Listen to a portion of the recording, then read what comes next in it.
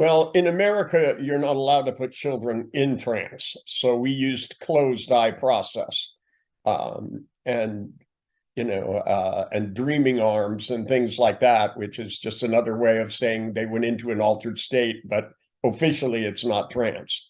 Our school system and the military both have rules against using hypnosis, although they won't even admit it exists, which is paradoxical by nature. Whether or not kids are in school isn't the question. Teaching kids to relax, I think, is important because as they grow up and go through puberty, they're gonna go through enormous amounts of stress, especially on the planet we live in today. There's just tremendous amount of inundation from the news and from peer pressure and from social media. And learning to relax is a very powerful tool. Learning to quote unquote center yourself, which is how I always talked about it with children, that when you learn to center yourself, you find a place of calm inside yourself that you can always go to as a reference to a refuge to refuel yourself. And that the reason we sleep at night is to refuel our brains and to get rid of poison. But that doesn't mean we can't stop during the day and refuel ourselves and recharge ourselves with a few minutes of either meditation, closed eye process, whatever you want to call it. I just call it centering.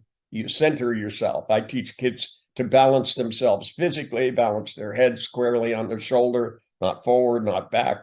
Find a place of zero shearing force on the body, because if you hold your arm out like this, there's shearing force on the arm. So you want your arms straight down and your spine straight. And you lean forward and back until you find that perfect place of zero gravity, and then just relax every muscle in your body and every thought in your mind, and just find a pool of calm and swim in it and refuel yourself.